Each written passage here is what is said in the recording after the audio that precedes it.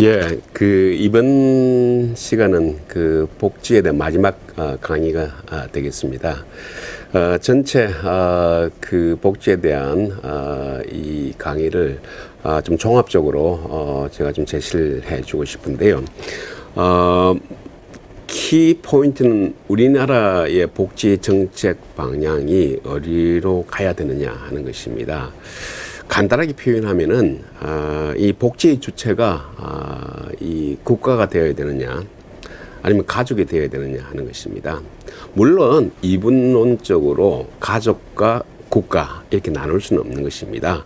한쪽이 가족이 있고 한쪽이 국가가 있으면은 이 연장선 상에서 어느 정도의 이 조합을 가지는 것이 가장 좋으냐 하는 그런 이 질문으로 대신할 수가 있겠습니다.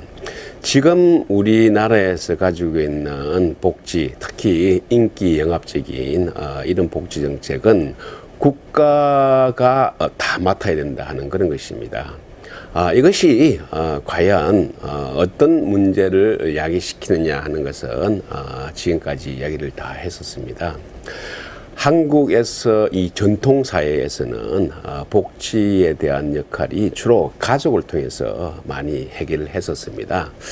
물론 그동안 정부의 역할이 다시 말해서 대한민국이 그렇게 발전한 사회가 아니었기 때문에 정부가 하려고 해도 할 수가 없었습니다. 지금은 대한민국이 상당히 많이 발전한 경제적으로 발전한 이런 국가입니다.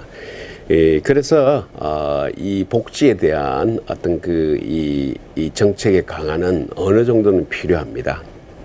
근데 지금 우리 사회에서 일어나고 있는 모드는 이 가족의 역할을 생각지 않고 국가가 이런 복지를 거의 다 맡아야 된다 하는 그런 정책 방향이 소위 말해서 무상복지, 공짜복지라는 그런 이름하에 이 추진되는 그런 분위기에 있습니다. 국가가 과도하게 개입하게 되면은 반드시 가족의 역할은 일종의 미미해질 수밖에 없습니다.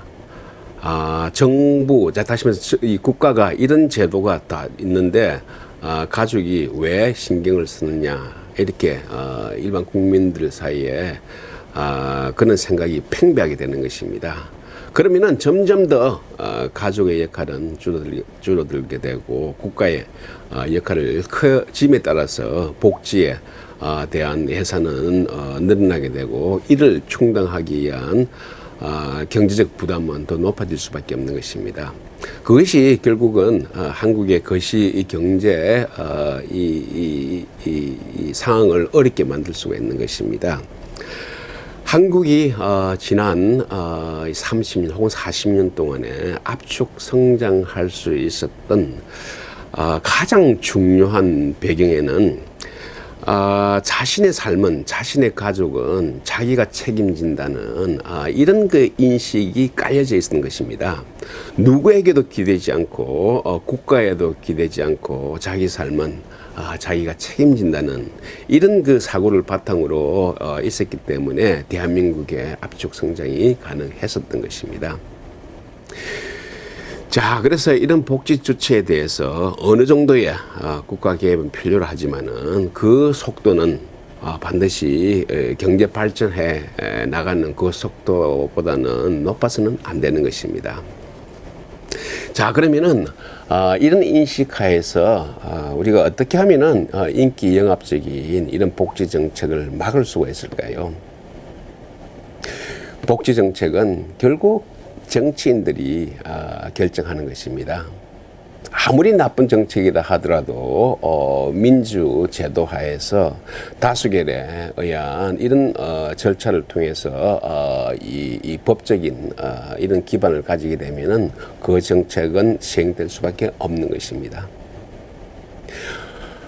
이걸 원천적으로 차단할 수 있는 방법이 뭘까요? 자, 제일 먼저 공급자적인 그런 측면에서 다시 말해서 정치인이 아무리 이 인기 영합적인 이런 복지 정책을 추진하려고 입법화하려고 해도 법에 그걸 못하도록 하게 되면은 어느 정도 막을 수가 있을 것입니다. 이런 방안이 요사이 간혹 들리게 되는 재정 규율입니다. 법률에 어떤 새로운 인기 영합적인 어떤 그런 그 정책을 도입하려고 하면은 틀림없이 재원이 많이 필요로 하게 되죠. 그런데 그 재원을 확보할 수 있는 구체적인 정책 제안을 뒷받침하지 않고서는 절대 그런 이 새로운 인기 영합적인 복지 정책을 입법화하는 것을 금지하는 것입니다. 자, 그걸 할 수 있는 방법은 여러 가지입니다. 새로운 이 복지 정책을 도입하기 위해서는 기존에 있는 어떤 다른 정책을 삭제해야지만이 새로운 정책을 도입할 수 있게 하는, 이것도 하나의 방법입니다. 문제의 키포인트는 우리가 가지고 있는 이 세입 규모에 비해서 복지를 통한 세출을 무작정 확대하려는 그런 이 시도를 막을 수 있다는 것입니다. 이것을 재정 규율을 통해서 막자는 것인데요. 문제는 이런 법에 이런 재정 규율을 명시하는 것도 결국 민주제도 하에서 국회를 통과해야 되는 그런 사안입니다. 과연 그것을 국회에서 통과시킬 수 있을까? 그것이 어떻게 보면 또 다른 어떤 그 문제다, 이렇게 볼 수가 있겠습니다. 또 하나 이 접근할 수 있는 방법이 수요적인 측면입니다. 결국 정치인들의 행동을 결정하는 것은 우리 국민들입니다. 유권자들입니다. 국민들, 유권자들이 어떤 정책을 선호하느냐에 따라서 정치인들은 정확하게 그 정책을 제시하고 입법화하려고 할 겁니다. 정치인들이 생각하는 것은 결국 선거에서 이기는 것입니다.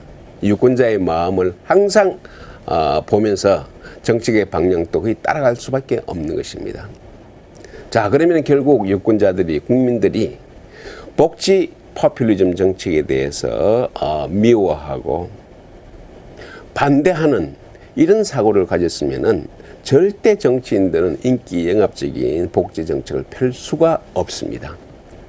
자, 어떻게 하면은 우리 국민들이, 우리 유권자들이 이런 인기 영합적인 복지 정책에 대해서 과감하게 노라고 할 수 있는 그런 그 환경을 만들 수 있을까요? 그것이 어떻게 보면 가장 근본적인 해결 방식임에도 불구하고 어떻게 보면 가장 어려운 지금 한국 사회에서 절실한 그런 과제라고 이야기할 수가 있겠습니다.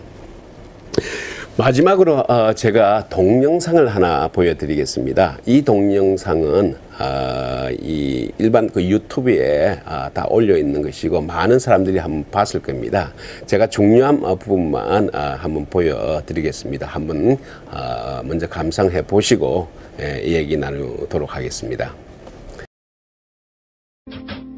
어느 순댓국집에 한 여자애가 앞 못 보는 어른의 손을 이끌고 들어섰습니다. 너절한 행색, 쾌쾌한 냄새, 주인은 한눈에 두 사람이 거린임을 짐작할 수 있었습니다. 주인은 손짓으로 아이를 불렀습니다. 예, 잠깐 이리 와볼래? 아이가 쪼르르 주인 앞으로 다가갔습니다. 미안하지만 지금은 음식을 팔 수가 없구나. 거긴 예약 손님들이 앉을 자리라서.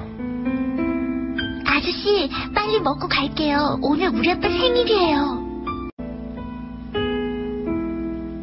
주인은 화장실이 바로 보이는 끝자리로 자리를 옮긴 부녀에게 순댓국 2그릇을 갖다 주었습니다. 그리고 계산대에 앉아 물끄러미 그들을 바라봤습니다. 아빠, 내가 소금 넣어줄게. 기다려. 아이는 소금통 대신 제 국밥 그릇에서 손대며 고기들을 건져내 아빠의 그릇에 가득 담은 뒤 소금으로 간을 맞췄습니다. 아빠, 이제 됐어. 아빠 아빠가 제일 좋아하는 순댓국.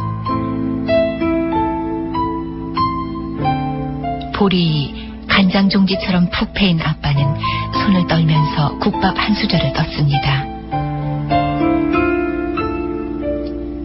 수저를 들고 있는 아빠의 눈에 눈물이 가득 고였습니다.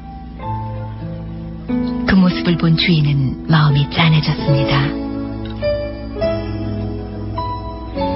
아, 맛있다. 음식을 다 먹고 난 아이는 아빠 손을 이끌고 계산대로 와서 꼬깃꼬깃한 1,000원짜리 넉 장과 동전 한 움큼을 꺼내놓았습니다. 주인은 1,000원짜리 2장만 받고 나머지를 다 돌려주며 말했습니다. 밥값은 2,000원이면 된단다. 재료 준비가 덜 돼서 맛있게 못 말았거든. 고맙습니다, 아저씨. 자, 여러분 어떻습니까? 마음이 따뜻해지죠? 자, 이런 동영상을 보면서 마음이 따뜻해지지 않는 사람은 없을 겁니다. 자, 그러면 이런 거 빈곤층에 대해서 우리가 어떻게 해야 되느냐 하는 그런 부분에 대해서 사람들이 생각하게 될 것입니다. 많은 사람들이 이런 빈곤층에 대해서 뭔가 이 배려를 해야 되는데 정부가 무엇을 하고 있느냐? 정부가 다 맡아라. 이렇게 생각하는 경향이 있습니다. 그것이 바로 복지 확대 정책인 것입니다. 분명히 이런 빈곤층에 대한 이 배려 정부에서도 필요합니다. 국부론을 저술한 아담 스미스 같은 경제학자도 인간이 가지고 있는 이 심성에서는 이 동감이라는 살면서 자기 자신만을 위한 것이 아니고 타인을 생각하는 이런 동감이라는 그런 감성이 있다고 얘기했습니다. 인간은 자기 자신을 생각하는 이기적인 존재일 뿐만 아니고 또 남을 생각하고 배려하는 공감이라는 이런 이타적인 마음을 동시에 가지고 있는 존재입니다. 자, 이런 빈곤층에 대해서 배려하는 이런 마음이 작동하는 것은 너무나 당연한 것입니다. 자, 그러면은 문제는 이런 계층을 위해서 자발적으로 개인이 기부를 한다든지 자선 이런 행위를 하는 이런 것은 참 좋습니다. 그런데 문제는 이런 현상을 보고 정부에서 다 맡아서 이 책임을 져야 한다. 그렇게 되면은 우리 사회는 정상적으로 발전할 수가 없는 것입니다. 정부에서 복지를 전부 맡게 되면은 이 복지 정책은 획일적이고 강제적이 되는 것입니다. 어떤 법에서 규정되어 있는 그런 대상에 대해서 좀 더 구체적인 이런 사항을 생각할 필요 없이 그 기본 조건만 맞으면은 무조건 이 배려해야 되는 이런 정책이 바로 정부의 이 복지 정책입니다. 이 복지는 정부뿐만 아니고 민간 개인도 같이 해야 되는 것입니다. 복지는 정부가 하게 될 때는 강제적이고 획일적이 되는 것입니다. 민간의 경우에는 자발적이 됩니다. 이런 자발적인 복지가 우리 사회를 더 따뜻하게 만들 수가 있는 것입니다. 복지를 확대하게 되면은 그만큼 경제 활동을 저해하는 세금이 높아질 수밖에 없는 것입니다. 그 세금이 높게 되면은 높게 될수록 우리 경제가 성장할 수 있는 그런 발판을 잃어버리게 되는 것입니다.